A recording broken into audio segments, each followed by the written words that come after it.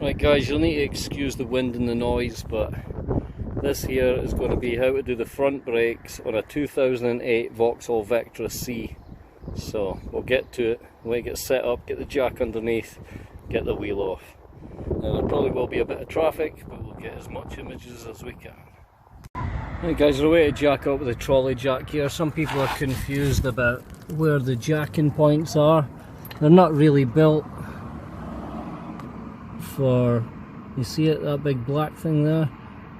And we're not far, look, we're not far from the front of the wheel, we're over about here. Right, it's built for the diamond jacks.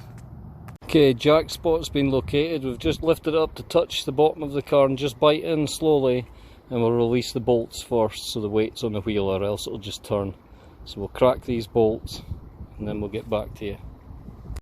Okay guys, this might be a bit wobbly, but we're just grabbing and braking, right? So there's one quick snap until it breaks loose, and then we're just going to jack the car up from here and make sure it's in gear. Has the handbrake on to do the front. And now you can basically get the wheel off the ground so that you can get the bolts out properly. Right? So let's get unwinding. Okay, so the wheel nuts are out, and it's time just to grab the wheel and remove the wheel. We're back here. I'll show you the rest in a second. Right, now, your actual caliper here is held in place by two slider bolts that cut through. Now, there's a cap just here that you pop out of the tube, and that lets you get to the bolt inside. And then there's another one, oh, where are we? Down here. So we'll come back a bit. We'll show you that one's just up here at the top, the other one's just down here. Now usually they say on the forums that it's torque headed bolts, but it's not. It's this Allen key. I think it's a 7mm big Allen key, and you'll just be able to crack them loose. So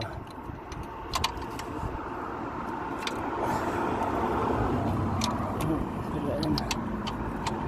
Not easy one-handed at all. Right, now it's in, we stand up and we just give it a crack, right? And we'll go into the bottom one, if we can find it, There we go. We'll just give that a crack.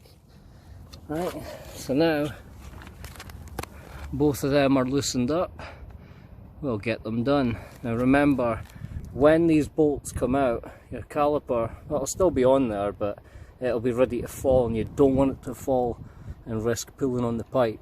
So what I do is, it's in here somewhere, a bungee cord. I hang it up on the suspension and get ready to hang my brake from it so it doesn't go dropping all the way to the floor. Right, so we get these bolts pulled out just now, and we're going to have to pry, stick in like a screwdriver. Remember, your reservoir will be open when you do this at this point, but you just put your screwdriver in the back and just bend until you push them back a little bit. That should give you enough space to get the caliper off the disc, especially if it's got a lip like mine has. So I need to spread the calipers a little bit before we'll get it off. But we'll show you when it comes to that. We also have a split pin round here that will pop these out of here and get rid of this split pin. It's an anti-rattle clip. But yeah, first of all, bolt out the top, bolt out the bottom. Okay, we're going to take out our slider pins from the top and down at the bottom here. You can see how gunked up they are, so they need cleaned up so they're nice and shiny again, just so the calipers can slide freely across it. We'll even put some copper slip grease on these once they're done. But yeah, that's them out. So technically, once we get the rattle pin out and move the piston back, this will be ready to remove. Okay guys, so yeah, we might have a video about installing one of these if you don't know how, but you're going to be pushing the pistons back, so it'd be a good idea to take your cap off so that there's space for the oil to go.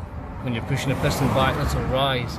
Mine's is actually quite high at the top, so I'm going to remove a little bit of that first, just so it's not over spilling. Then I'll maybe wrap a cloth around here just in case there is any drippage. Yeah, just to let you know, you can open it and just leave the cap slightly over the top like that, so nothing's really getting in. Right guys, I'm just going to put a screwdriver in the back and just lean back and ever so slightly, just put pressure on and hold it there and it'll move back just tiny amounts. You just hold it. You don't have to pull until you snap your screwdriver and leave yourself stuck in a mess. Just slowly move it back.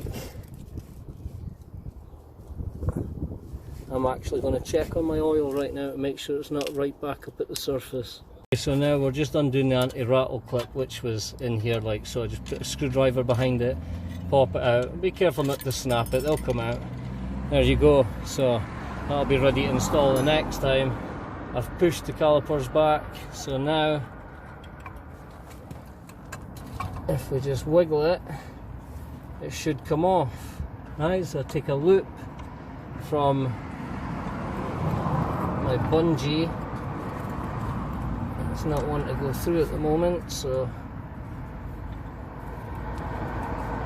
I don't know how much of this you're seeing, but yeah, we're sticking the bungee through and hanging it up high, just so it has nowhere to go, and then there's no pressure on the hose while we do the rest.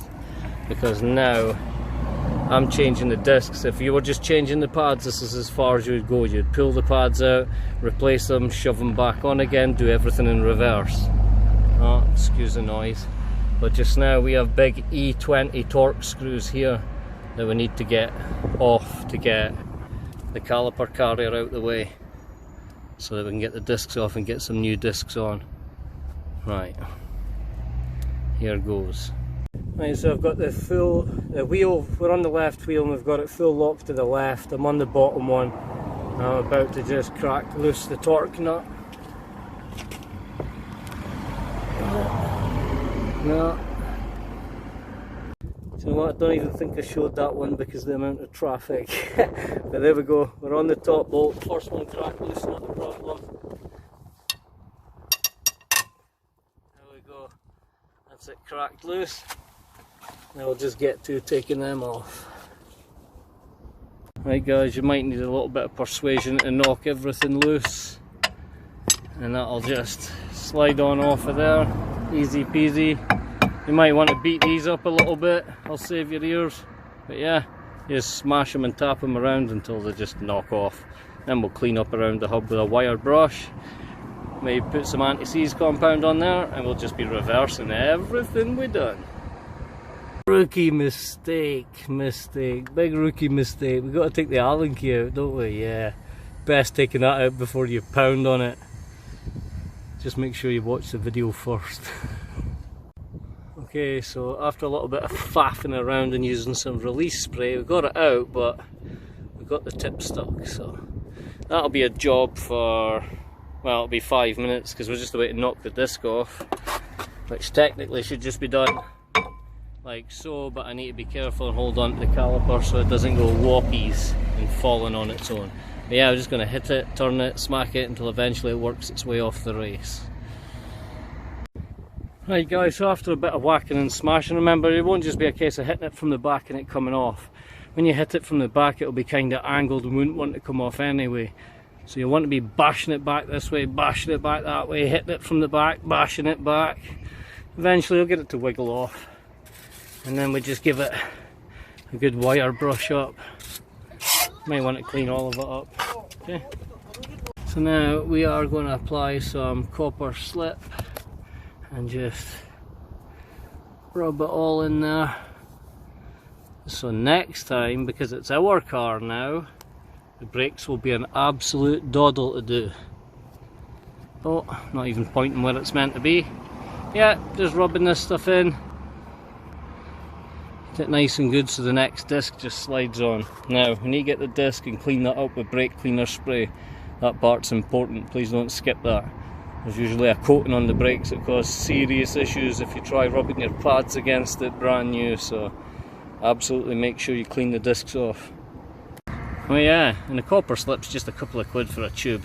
It's nothing special or fancy really.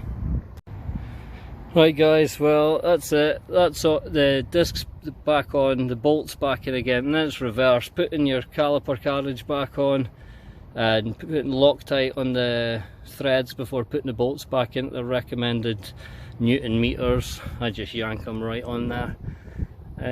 Apart from that, and then reinstalling the calipers and brake pads again, which the inside towards the piston has these clips on the back that, you know, clip into place to keep them in. But yeah, apart from that, it's all straightforward. The rain, the lovely Scottish weather, has arrived. Now I need to get a move on. But yeah, it's pretty much the same stuff in reverse. Okay guys, so the caliper carrier's back on again. The rain's kind of stopped. We've copper slipped some of it. We're going to copper slip all inside here. The brakes is going to be sliding about, and yeah, we'll install the big chubby pad in here, and the other one will just slot on the outside. But yeah, pretty much done now.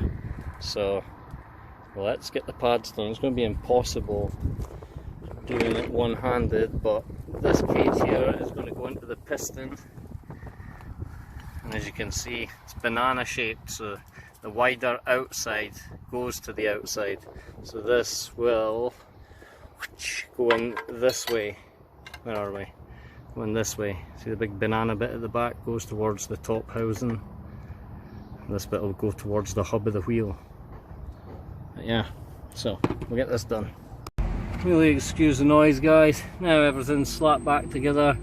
We just get our anti-rattle pin into place. I'll do this one-handed as well. Just slot it in there. This bit here will bend back over the tips, and then maybe just get something to tap it to make sure it's in there. It's even worthwhile putting copper slip on the end of these wires as well, just so it's easier to get them out next time. But that is it. Wheel is going back on. Remember when you start the car to pump the brakes a few times and make sure your lid's shut. Mine's is shut already. But yeah, and pump your brakes a few times before you try to take off anywhere.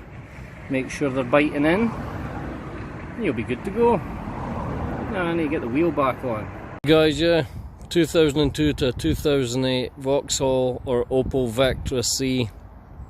How to change your front brakes. Save yourself a few £100. Remember, leave a thumbs up or a subscribe. I'll have more videos coming soon.